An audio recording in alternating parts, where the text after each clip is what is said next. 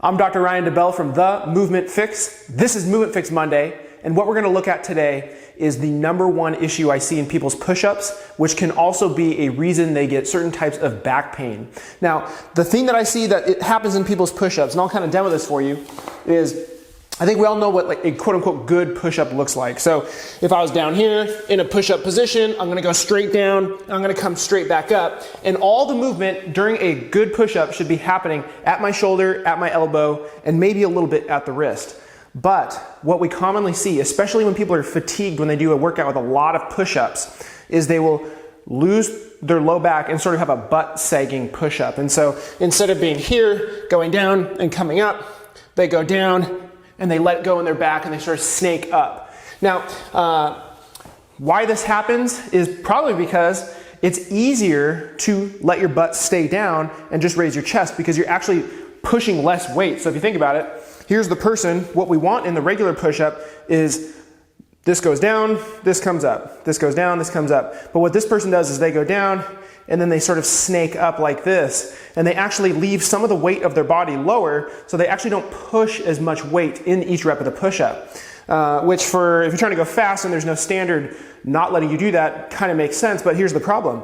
There's these joints in the low back that when the back arches like this, when that butt sags, they get loaded, and that's not an issue if it happens once or twice, maybe 100 times, but over thousands and thousands of reps, that can get sensitive. And that is one of the most common types of back pain can be from things like this, or loading of the back like this, which is called extension intolerant back pain, meaning people don't like to bend backwards.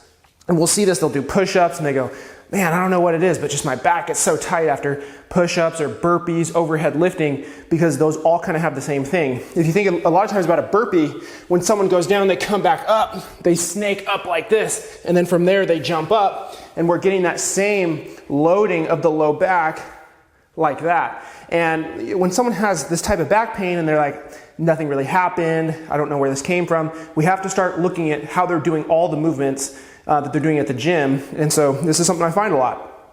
Now, the way we improve on this is, well, teaching the person how to do it. We have to identify that it's there, and then we have to get them in the position where their back or their butt doesn't sag down. So if we get into a plank like this, if the athlete, or if you can just go down and come up and it doesn't do it, then it's more of just a habit and being aware that it's happening during the push-up. But some people, it's actually a strength problem, in which case if they go down to their knees and then they're very diligent about keeping this flat rather than letting it sag here, they can just do their push-ups from here, and that may be enough. Now, for the person who has a hard time with this, it's a new way of moving, and so it takes a lot of effort. It takes a lot of mental effort to focus on doing that, and so if the load is too much, it may not be effective, in which case we can get into a plank, a push-up plank, and start working on just rocking the body weight around so we understand how to keep this